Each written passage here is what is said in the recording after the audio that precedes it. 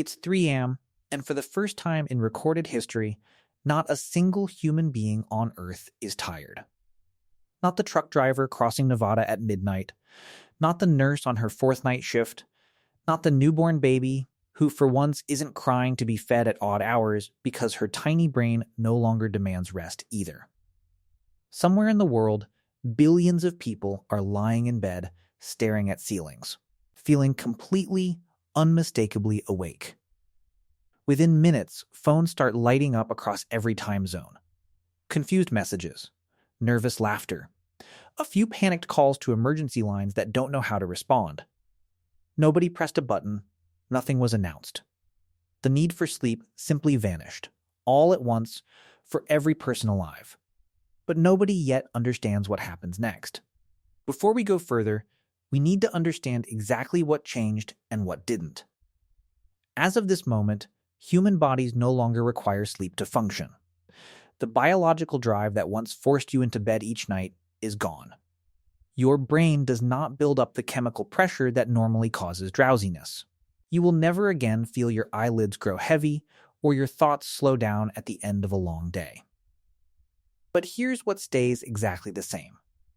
Your body still ages normally. You still need food, water, and physical rest for muscles after intense activity. Your emotions still function. Stress, sadness, and joy remain unchanged. Your brain still needs time to consolidate memories, though scientists aren't yet sure how that will happen without sleep cycles. This isn't a superpower. It's simply the removal of one biological requirement, applied instantly and permanently to every human being on the planet, regardless of age, health, or location.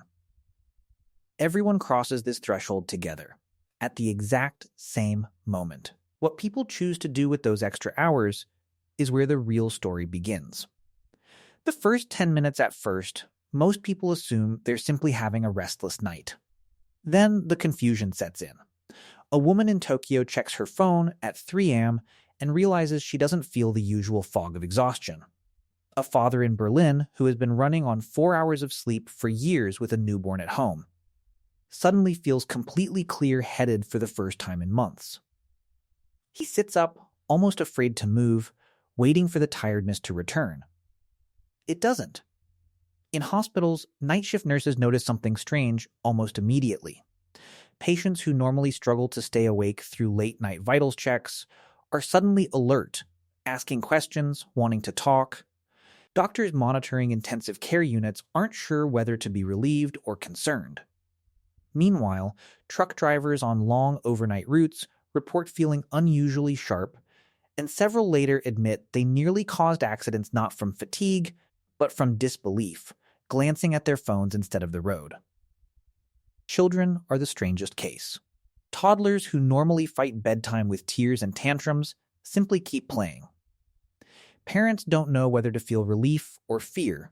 Some assume a delayed reaction is coming, a wave of exhaustion that will hit at any moment. It never comes. Within the first 10 minutes, one thing becomes obvious worldwide. This isn't temporary insomnia. Something fundamental about the human body has changed, and nobody knows why or what it will mean when the sun comes up. The first 24 hours as morning arrives, the scale of the change becomes impossible to ignore. News anchors, running on zero sleep and full adrenaline, deliver hours of continuous coverage without a single break.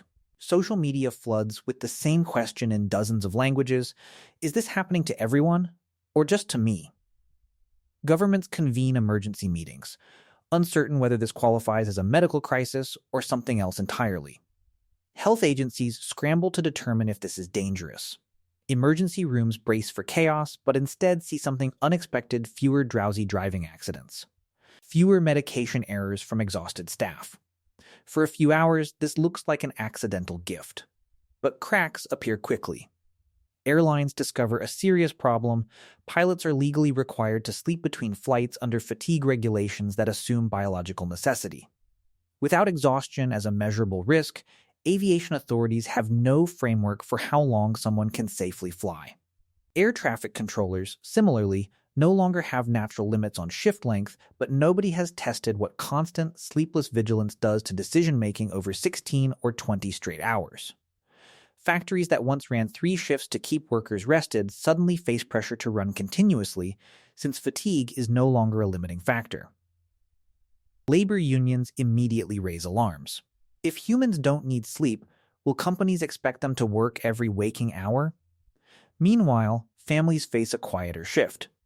Parents who spent decades treasuring quiet, sleeping households now share their homes with children who are awake, energetic, and present 24 hours a day. The infrastructure of daily life school schedules, hospital shift patterns, restaurant hours was never built for a species that doesn't sleep. Within a single day, humanity has gained enormous time and completely lost its instruction manual for using it. By the end of the first week, the initial euphoria starts fading into something more complicated. At first, extra hours feel like pure gain. People catch up on hobbies, finish projects, spend more time with family. Productivity apps report record engagement, gyms extend their hours to 24/7, and see attendance spike at what used to be 4 a.m. But then an unexpected problem emerges. The human mind, it turns out, still craves downtime, even without needing sleep.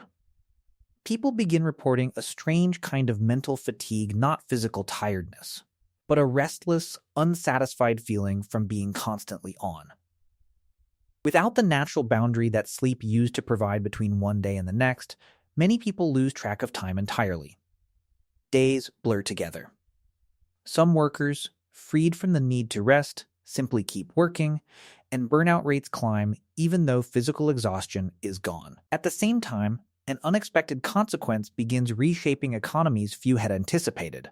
The mattress and bedding industry, worth hundreds of billions of dollars globally, effectively collapses within days. Sleep aid companies, alarm clock manufacturers, and sleep tracking wearables lose their entire purpose overnight. Meanwhile, industries tied to nighttime activity entertainment, food delivery, transportation see explosive growth, since a third of the population is no longer asleep at any given moment. At first, this constant availability seems like a solution to humanity's chronic lack of time. But after several days, it creates a completely different problem, without sleep acting as a natural pause button. People struggle to know when a day begins or ends. The big unexpected consequence, but here's the part nobody expected.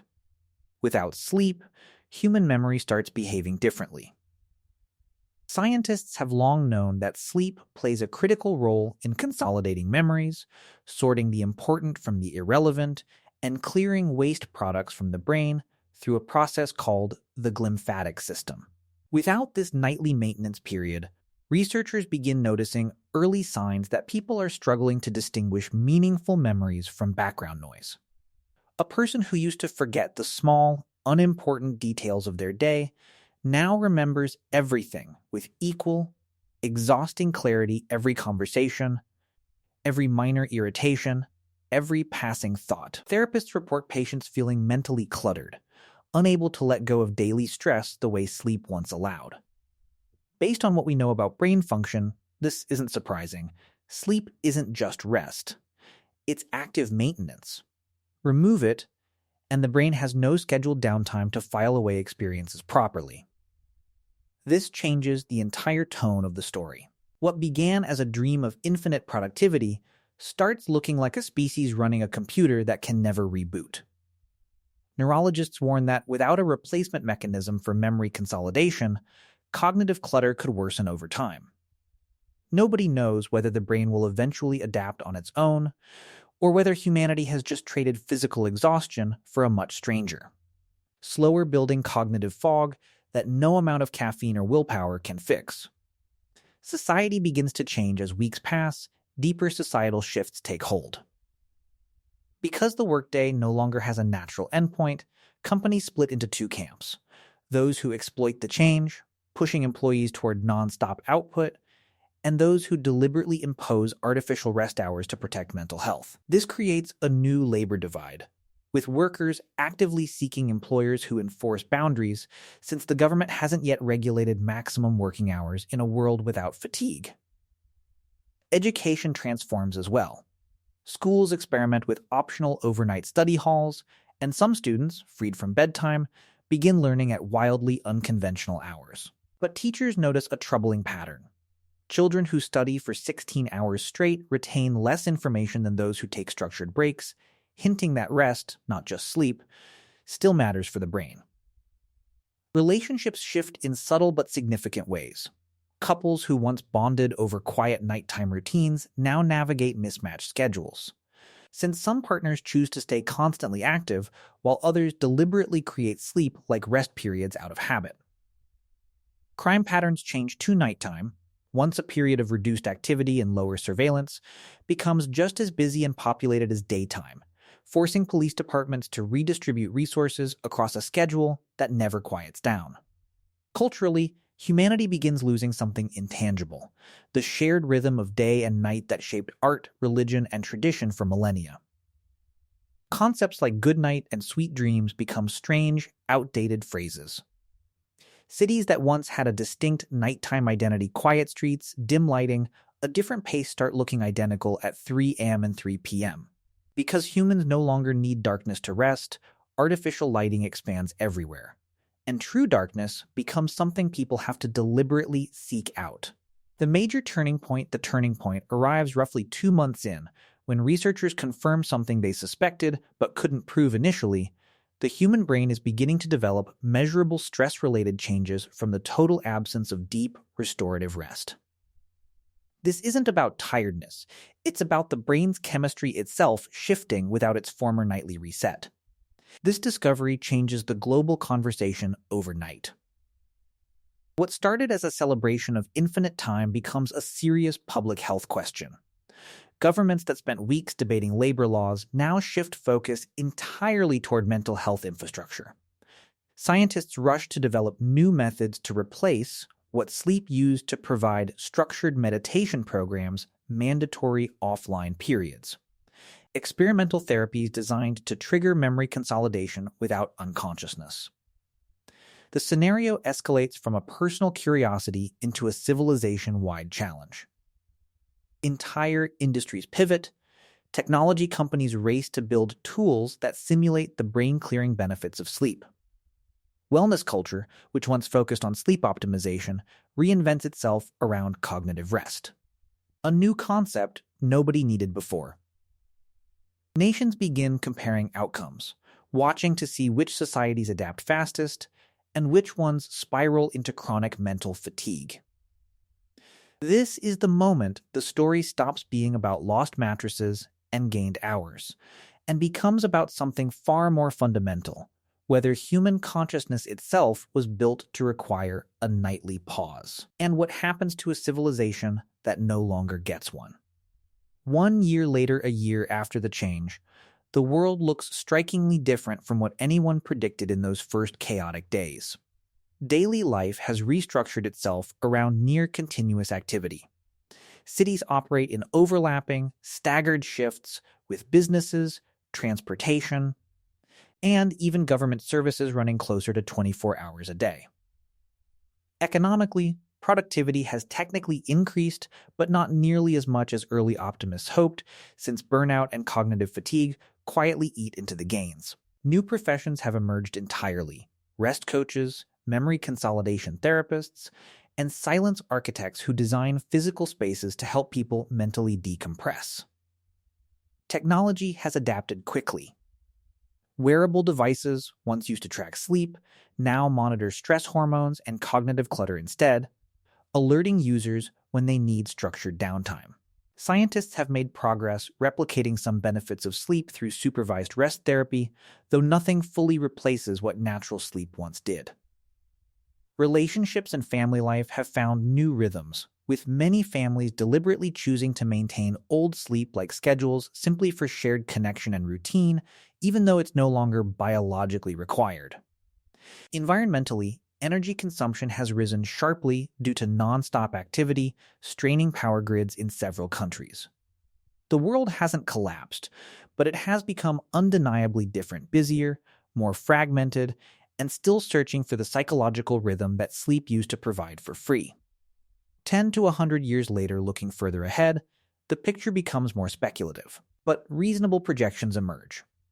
Over decades, scientists would likely develop far more effective substitutes for sleep's biological functions, potentially through targeted therapies that clear the brain's waste products without requiring unconsciousness.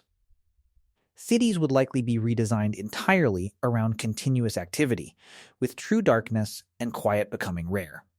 Deliberately preserved commodities.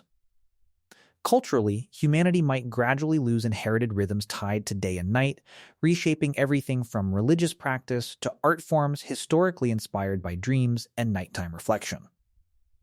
At this point, we're entering speculation. It's possible future generations, born without ever experiencing sleep, would develop entirely different relationships with rest, memory, and mental health, unburdened by nostalgia for something they never had. Biologically, evolution moves far too slowly to meaningfully alter humans within a century, but cultural and technological adaptation could compensate significantly. A reasonable consequence would be a society that treats rest as an active, chosen practice rather than a biological necessity, similar to how modern humans deliberately choose exercise instead of relying on physical labor for survival. Whether this makes humanity more resilient or more fragile likely depends entirely on how seriously each generation takes the lessons learned from that first chaotic year, when everyone briefly believed unlimited waking hours meant unlimited human potential. After everything, the initial euphoria, the economic upheaval, the cultural transformation, one truth becomes impossible to ignore. Sleep was never simply the absence of activity. It was the body's built-in maintenance system, quietly protecting memory, emotional regulation, and mental clarity every single night, without anyone fully appreciating it. Removing sleep didn't just give humanity more hours. It removed an invisible safety net that had been catching people their entire lives. The extra time humanity gained was real, but so was the cost hidden inside it. What looked like unlimited potential was actually a trade-off nobody saw coming until the consequences forced everyone to reckon with them. Perhaps the deepest realization is this: humans didn't just lose the need to sleep. They lost a built-in reminder to slow down, disconnect, and let the mind repair itself. And once that reminder disappeared, humanity had to consciously rebuild, from scratch, something evolution once gave freely, every single night, for free. So would a world without sleep actually be better? At first glance, it sounds like a dream: more time, more productivity, more life lived awake. But strip away the excitement, and what remains is a species forced to rebuild rest from scratch, discovering too late how much they relied on those quiet, unconscious hours to stay human. Maybe sleep was never simply lost time. Maybe it was the one part of life where the brain healed itself, unnoticed, every single night. Would you actually want to live in a world where you never slept again?